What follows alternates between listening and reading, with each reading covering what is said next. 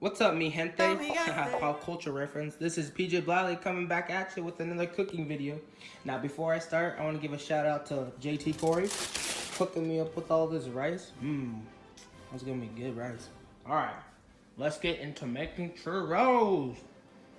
So, what you're gonna need: cinnamon, Crisco vegetable, some salt, flour, heck of sugar, and chocolate for filling. That's optional.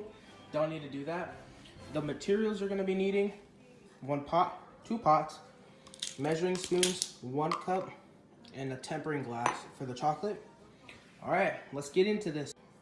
All right, to start it off, go ahead and set your heat to medium around 6, and then 1 cup of water. You could probably use a liquid measuring cup, but this is also efficient. Go ahead and put that in there. 1 cup.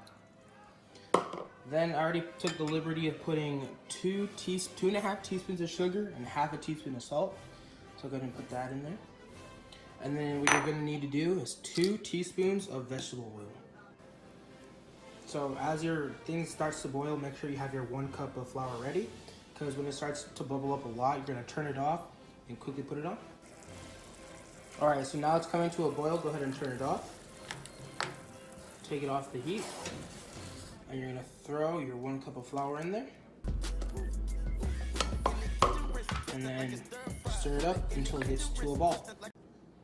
It should now look like this, like a ball. So we're just gonna let it there and cool. Now we're gonna move on to the chocolate.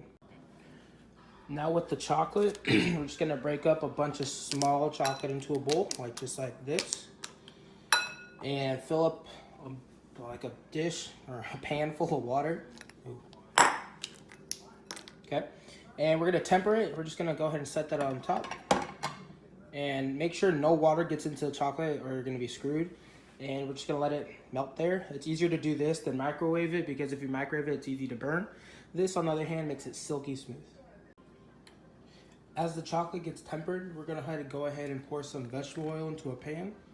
Just like a thin layer, just enough so when you put the churros there, it can be fully engulfed. So carefully keep tempering chocolate.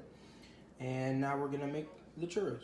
So there's different ways to make the actual churros. I'm just using the regular plastic bag and a star tip. You can roll it by hand. You can do different things to do it, but that's my preferred way to do it. You're gonna know your chocolate's done when it's in a smooth consistency. All right, now on to the burrito churros. All right, so I'm gonna pause it and then put it strip down so you can see what it looks like.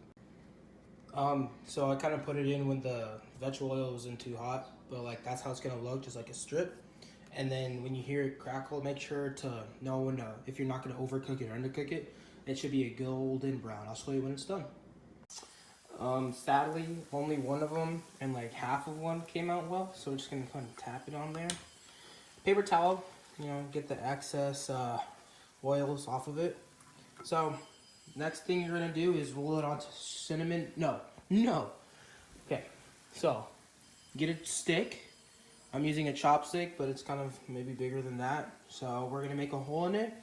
Put the tempered chocolate into then roll it into cinnamon and sugar. Okay, I'm just kidding, it broke. So I'm gonna just dip it in there, and I'm gonna make some new ones. Fuck. Okay, so now I got a good, decent churro. Look at that. Successful second try. So we're gonna let it cool down and just pat it, get the oil off, and I'll get back when it's nice and cold and we can stick a stick in it. So once you put in the chocolate, I didn't show you that because I kind of messed up a lot of times. Just gonna put it right in the churro, and let's see how it looks. Well, it only went